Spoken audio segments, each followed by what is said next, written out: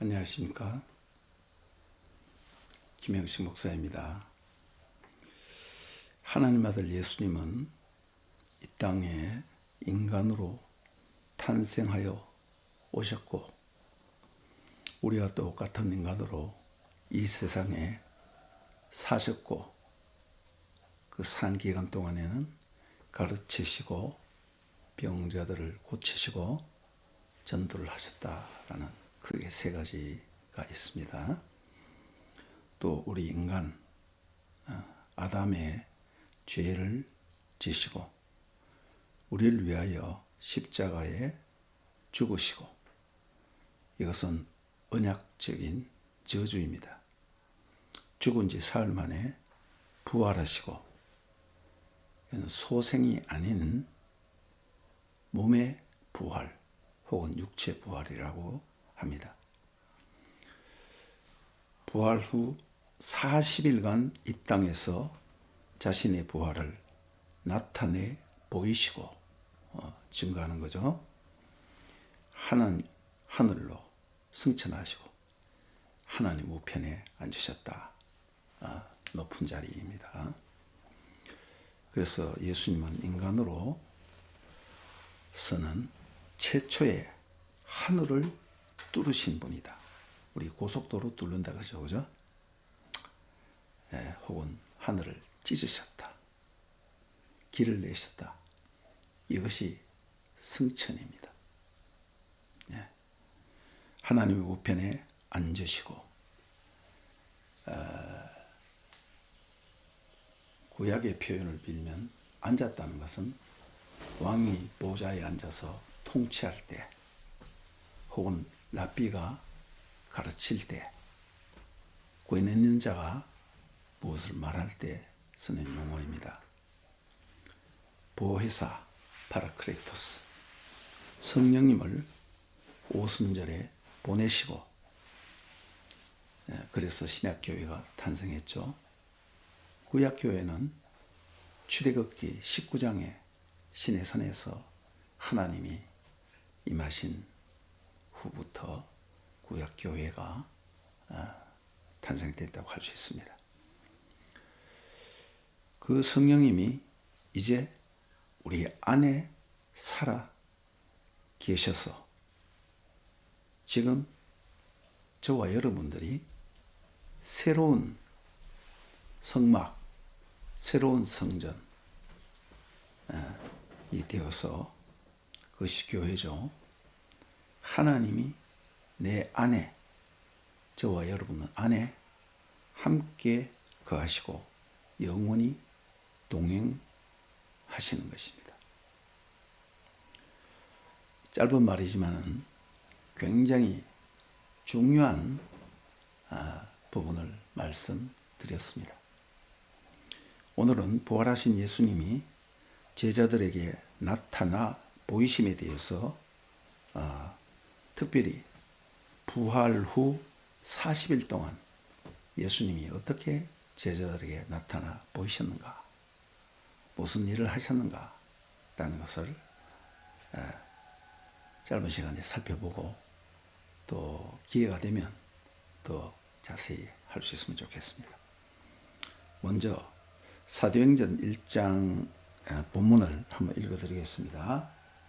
사도행전 1장 1절에서 3절까지인데, 데오빌로여, 내가 먼저 쓴 글에는 무릇 예수께서 행하시며 가르치기를 시작하신부터 그가 택하신 사도들에게 성령으로 명하시고 승천할까지의 일을 기록하였노라. 그가 고난 받으신 후에 또한 그들에게 확실한 많은 증거로 친히 살아계심을 나타내사 40일 동안 그들에게 보이시며 하나님 나라의 일을 말씀하시니라. 이것을 약간 정확하게 번역을 해보겠습니다. 데오빌로요, 내가 먼저 쓴 글, 즉 누가복음에는 물은 예수께서 행하시며 가르치기를 시작하신 곧 그가 택하신 사도들에게 성령으로 명하시고 승천하신 날까지 이를 기록하였노라. 사람들이 예수님의 사역을 생각할 때 회개하라 천국이 가까이 왔다 하면서 제자들을 부르시고 선상보훈을 말씀하시고 그 다음 예수님이 십자가에 죽으시고 부활하셔서 승천하신 것을 예수님의 사역의 끝이라고 생각하고 있어요. 그러나 제가 여러분들에게 개인 사역으로 번역해서 드린 말씀은 예수님이 이 땅에 오셔서 회개하라 천국이 가까이 왔느니라 하고 제자들을 부르시고 십자가에 죽으시고 부활하셔서 승천하는 그것이 이제 예수님의 사역의 시작이라는 것입니다. 그리고 승천하신 예수님이 성령을 보내사 사도들로 하여금 부활하신 예수님을 증거하게끔 하는 것이 예수님의 사역의 계속이라는 그 뜻입니다. 다른 말로 바꾸면 예수님이 이 땅에 오시고 부활 승천하신 것, 그것은 시작 부분이죠. 그리고 동시에 지상사역이라고도 말합니다. 그 다음 승천하셔서 하나님 보좌의 우편에 앉으시고 성령을 보내서 역사하심은 예수님의 사역의 제2탄 계속하시고 또 천상사역이라고 말합니다. 이것을 예수님의 비하와 승귀 혹은 지상사역, 천상사역 이렇게 말하고 있습니다. 우리들이 생각하는 것은 회개하라 천국이 가까이 왔느니라 또 제자들을 부르신 것 그러다가 십자가에 죽으시고 부활한 것 이걸로 끝나는 걸로 알고 있어요. 승천하신 걸로. 그렇지 않다 이겁니다. 그것이 예수님의 사역의 시작 부분의 전반부다 이 말입니다. 축구로 말하면 전반부가 이제 끝났는 거예요. 45분. 그 다음 승천하시고 계속적으로 천상에서 사역하시는 것이 후반부다 이 말입니다. 그것이 사도행전이에요. 그러니까 사도들이 전하지만은 뭐로 말미암아? 예수님이 보내신 성령으로 말미암아 하시는 것입니다. 그래서 오늘날까지 계속되고 있는 거예요. 그래서 예수님의 시작하시면 누가복음 전체, 복음서 전체 이것을 지상사역이라고 예수님의 사역이 계속하시면 성령 강림 후 사도행전 계속 천상사역을 계속한다는 것입니다. 그래서 예수님의 승천은 누가복음 마지막 부분에도 나오고 사도행전 1장 첫 부분에도 나오면서 겹치는 겁니다. 고리가 되는 거예요. 이렇게 겹쳐서. 그래서 승천이 예수님의 지상사역과 천상사역의 터닝 포인트가 된다는 것을 말하고 있습니다. 우리는 뭐 승천 빌 생각 없이 예수님 일 다 마치고 승천하셨어. 하늘 가셨어. 이제는 안 보이고 뭐 그 정도 그렇게 생각해요. 예수님은 굉장히 구체적으로 승천하셔서 존귀하게 되셔서 이미 부활로 말미암아 그래 됐죠. 존귀하게 되셔서 하나님 우편에 앉으셔서 권능을 행하시는데 첫 번째 일이 성령을 보내시고 성령으로 말미암아 사도들을 통하여 계속적으로 예수님이 다스리고 일하시는 것을 얘기하는 겁니다. 좀 개념이 다르죠? 승천은 그러니까 예수님의 사역의 터닝 포인트가 되는 것입니다. 십자가 고난 후 그들에게 확실한 많은 증거로 나타내셨다고 이렇게 오늘 본문이 말씀하고 있습니다. 나타내시며 하는 말은 파레스테센, 헤아우톤,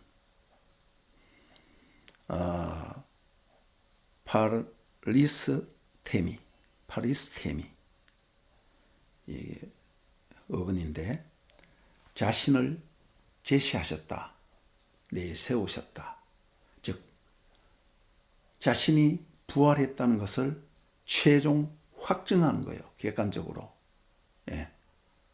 그 다음 여기서 보이시며 하나님 나리를 말씀하셨다 했는데 보이시며 옵타 노메노스. 예. 나타내 보이시는 것, 증거를 제시하는 거야. 그냥 부활을 하는 것이 아니라 부활하신 자신, 못자국과 참자국과 이 모든 것들을 보여주시면서 증거를 제시하셔서 최종적으로 확정하는 재판 용어이기도 합니다.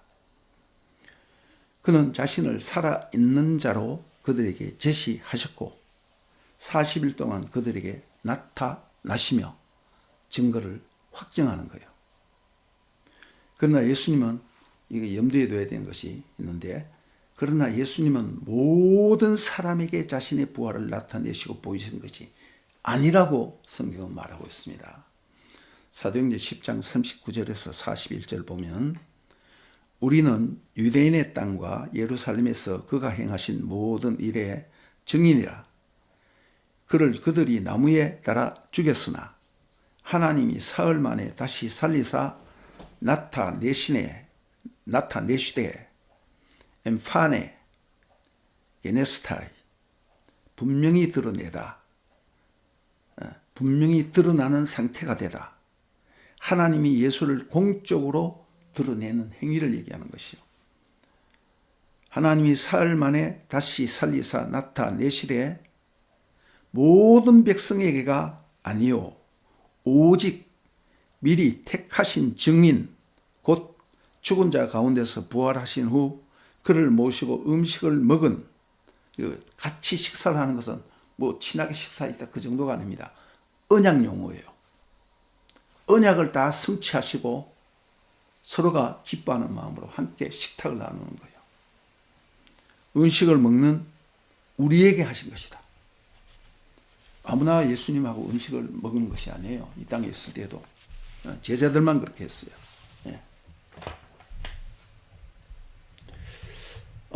그렇다면 우리는 질문을 한번 해봐야 됩니다. 예. 저는 교회에서 설교를 하면서 항상 이 질문을 했어요. 나는 예수님의 십자가의 죽으심을 믿는가? 예수님의 십자가의 죽으심이 나의 죄를 대신한 것이고 우리 모두의 죄를 대표한 것이고 우리의 죄를 위하여 죽으신 것을 믿습니까? 라고 제가 질문하는 거예요. 그 다음 더 중요한 질문. 나는 예수가 죽은 자들 가운데 부활하신 것을 믿습니까? 대부분 손을 들어요. 제 교회들은. 예. 이건 몸의 부활을 얘기하는 거예요. 뭐 나사로처럼 죽은 사람이 다시 소생했다가 또 죽는 것도 아니에요. 완전히 변화된 몸, 변화된 육체 부활, 이걸 얘기하는 거예요. 세 번째 질문이 가장 중요합니다. 나는 지금 죽어도 반드시 부활할 것을 믿는가? 즉 나의 부활을 믿느냐 하는 것입니다. 여러분 믿습니까? 지금 죽어도 나는 반드시 부활한다. 그러면 예수님의 부활을 믿는다고 손들었던 사람이 절반으로 싹 줄어버려요. 그래 서로 돌아도 보면서 눈치 보면서 하고 확신이 없다는 것이죠. 예수님의 죽음을 믿는 것과 예수님의 부활을 믿는 것과 내가 죽어도 다시 부활한다는 예수 안에 있기 때문에, 예수를 믿기 때문에 예수님이 부활하는 것처럼 나도 지금 죽어도 난 부활한다는 그 사실을 확신해야 됩니다. 그게 아주 중요한 것이에요. 이런 확신이 없으면 교회 다니는데도 그냥 왔다 갔다 하는 거예요. 로마서 4장 25절 예수는 우리가 범죄한 것 때문에 내어줌이 되고 또한 우리를 의롭다 하시기 위하여 살아나셨느니라.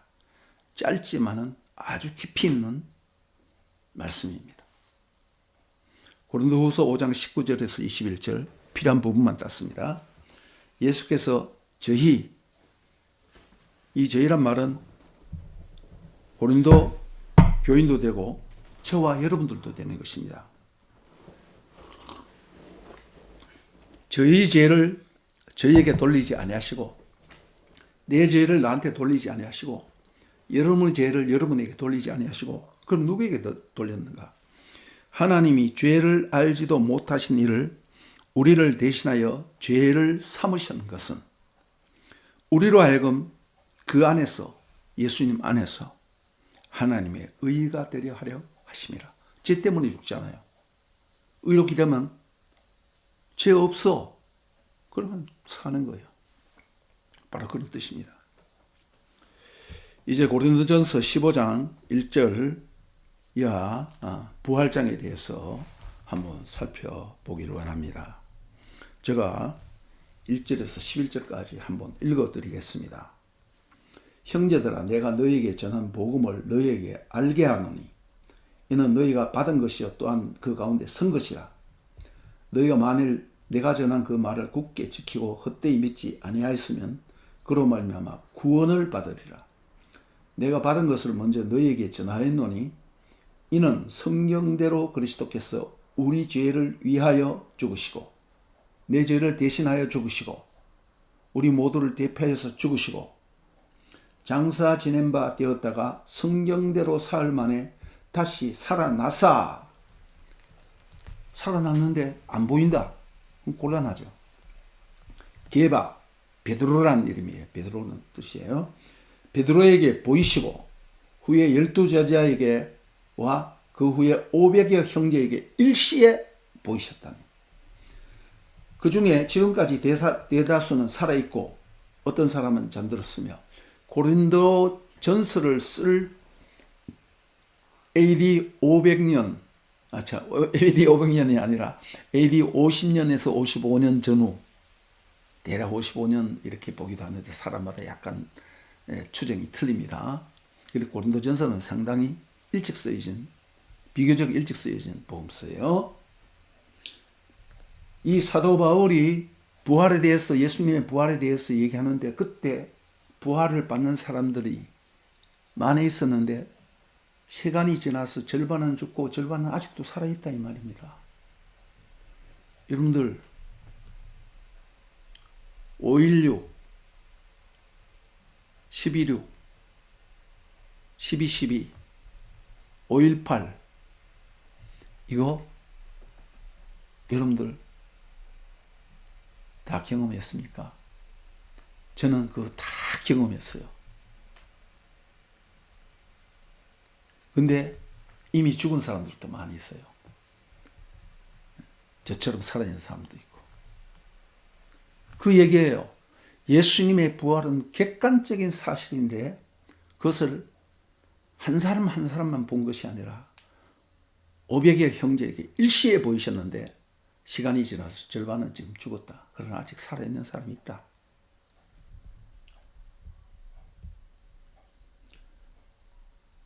그 후에 500여 형제에게 일시에 보이셨나니 그 중에 지금까지 대다수는 살아있고 어떤 사람은 잠들었으며 그 후에 야고보에게 야고보는 누굽니까? 예수님의 친동생.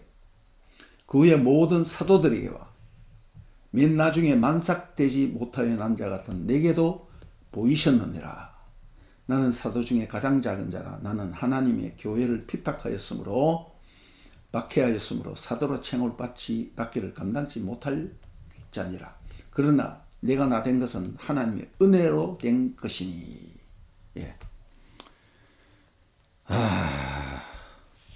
이렇게 고린도전서 초반부는 말하고 있습니다. 예. 게바 12제자 500여 형제 절반 살아있고 친형제인 야고보 팔석동이인 나 팔석동이 같은 나에게도 보이셨다. 여기서 보이셨다는 말은 오페테 호라오라는 말의 어떤 변형입니다. 옵토마이 그런 의미도 됩니다. 이것은 계시 용어예요. 70인경에서 구약 성경을 헬라어로 예수님 오시기 약 200년 전에 번역한 헬라어를 보면 항상 신이 나타날 때, 하나님이 나타날 때 신현현에 쓰이는 용어입니다. 구약 성경에도 하나님이 나타나실 때 이 단어를 많이 썼어요. 그래서 여기서 보이셨다는 업데라는 이 말이 자꾸 반복되죠. 게바 5절 게바에게 보이시고 12제자에게와 그의 500형제에게 일시에 보이셨나니 그 후에 야고보에게 보이셨으며 그 후에 모든 사도들에게와 맨 나중에 만삭되어 나지 못하여 난 자 같은 내게도 보이셨느니라. 똑같은 말을 사용하고 있어요. 가장 흔하게 사용하는 단어입니다. 자, 그러면 지금부터 생각할 것은 이것이 중요해요. 앞에 거 좀 어렵다 생각되면 다 잊어버려도 돼요. 예수님이 나타나 보이신 사람은 어떤 부류의 사람이었으며 특별히 그들의 마음 상태는 어떠했는가? 마음 상태는 어떠했는가라는 것입니다. 자, 그런 사람들에게 부활하신 예수님이 나타나시는 거예요. 네. 제일 중요한 것은 일단 모두 다 예수님의 십자가의 죽으심을 목격한 사람들이라는 것입니다. 그러고 난 뒤에 그들이 낙심하거나 두려워하거나 그런 거예요. 먼저 여인들, 그리고 특별히 마리아. 성경 복음서를 보면 가장 애통하며 예수님의 죽음에 대해서 가장 애통하며 사모하는 자들이라고 할 수 있습니다. 이 여인들은 말이죠, 남자인 사도들도 전부 다 도망가서 말이죠, 뿔뿔이 흩어졌을 때 예수님이 십자가 현장에 있었습니다. 무덤가에 또 있었습니다. 여러분 공동묘지 가보셨어요? 무덤에 가면 얼마나 무서운지 압니까? 밤에. 그리고 이런 새벽에 예수님이 시체에 향유를 부어갖고 어떻게 처리하려고 또 새벽에 갔습니다. 여자들이 그거 가능해요? 그러나 이 여자들이 주님을 너무나 사모하는 나머지 갔다가 예수의 부활을 목격한 것입니다. 부활하신 예수를 목격했어요. 마리아, 제일 먼저 예수님 만난 사람이죠. 첫 번에는 여인이여 어찌하여 나를 찾느냐, 예수를 찾느냐, 누구를 찾느냐. 동산지기인 줄 알았죠. 여인이야 할 때는. 그러나 예수님이 마리아야 하고 이름을 딱 부를 때 나의 주님 하고 탁 깨달았어요. 개인 이름을 부르신다는 것입니다.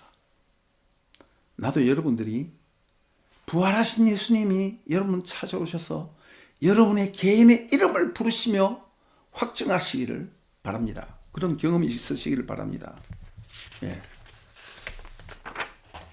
그 다음 두 번째로는 낙심하여 슬퍼하는 자들에게. 여러분 엠마오로 가는 두 제자, 또 12제자도 나중에 같이 만나죠. 예수님이 바로 옆에, 부활하신 예수님이 옆에 가는데도 누구 예수님인지 몰라. 부활해서 변화된 몸이니까. 그러나 너희들이 무슨 말을 하느냐? 그들이 가다가 멈춰서 슬퍼하며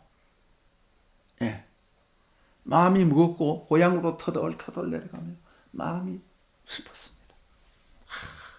우리는 그분이 정말 우리를 구원할 자라고 믿었고 대단한 분이라고 난 믿고 있었는데 그만 죽어버렸어. 아직까지 부활이 돼서 모르는 거죠. 낙심하며 슬퍼하는 자들에게 예수님이 특별히 나타나셔서 말씀하시고 떡을 떼실 때 우리의 마음이 뜨겁지 아니하더냐.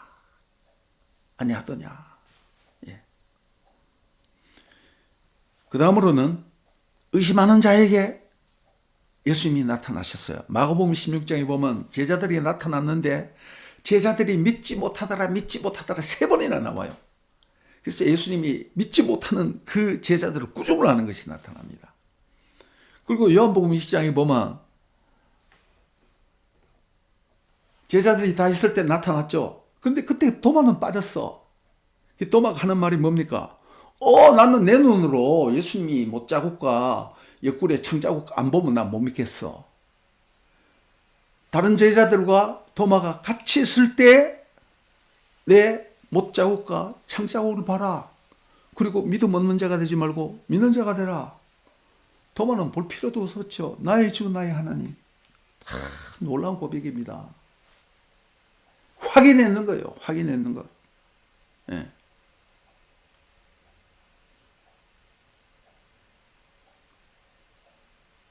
너는 보고 믿느냐? 보지 못하고 믿는 자는 더 복되도다. 그렇게 말씀하셨어요.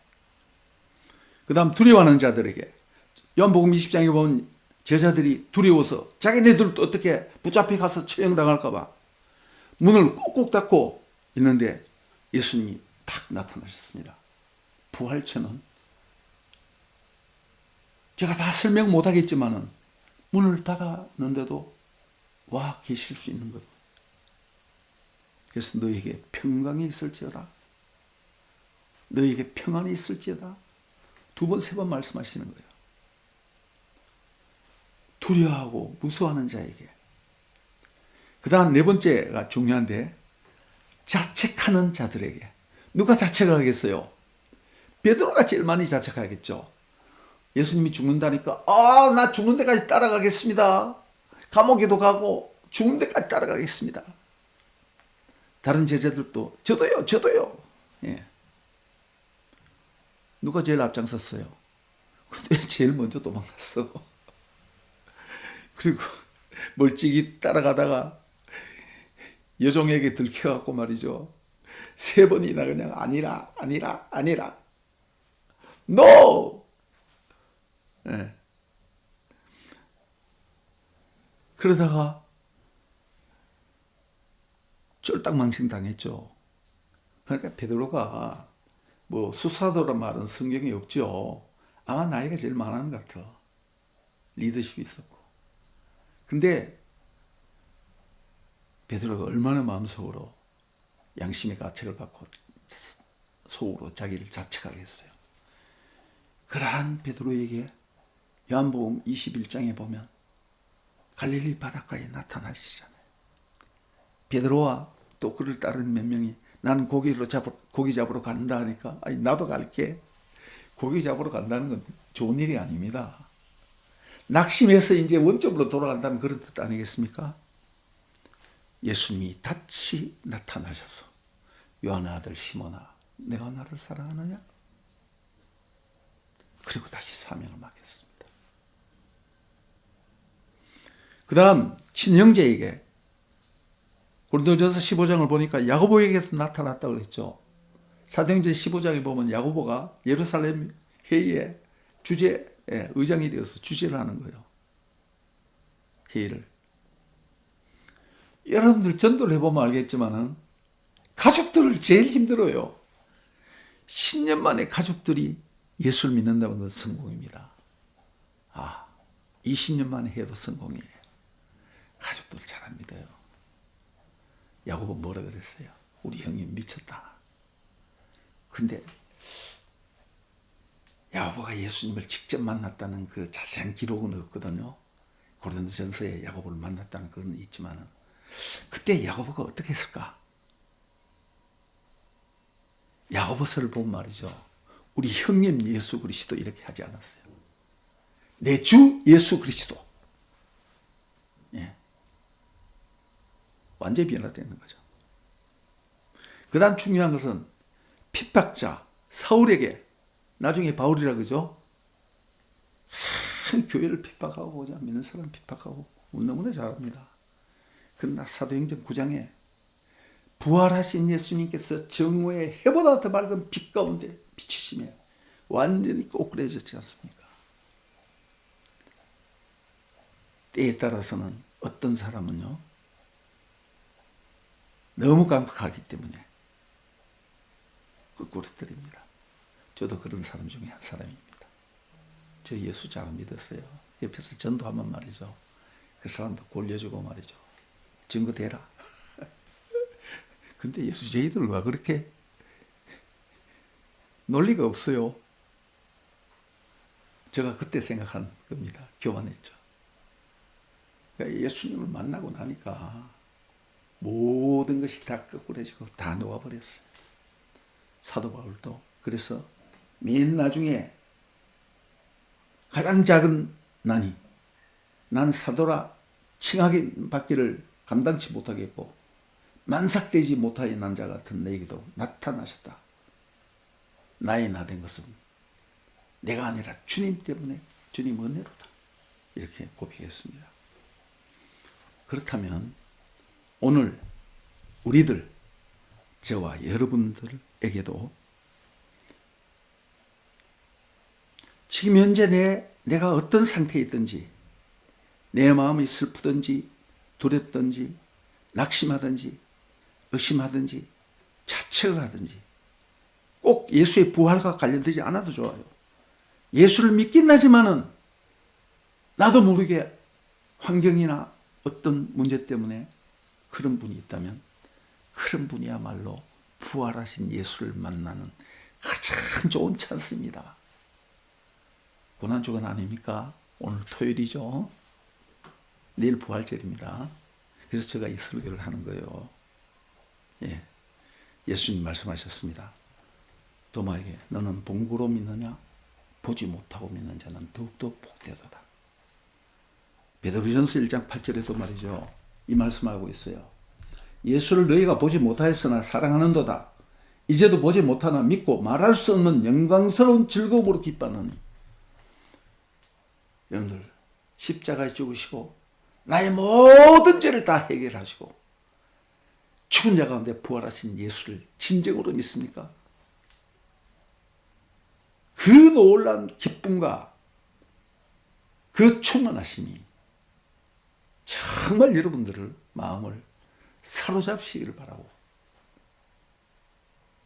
마음에 슬픔이 있는 자나 두려움이 있는 자나 낙심하고 걱정하는 자나 어떤 상황에 있든지 십자가에 죽으시고 부활하신 예수 때문에 기뻐하고 용기를 가지고 담대하기를 바라는 것입니다.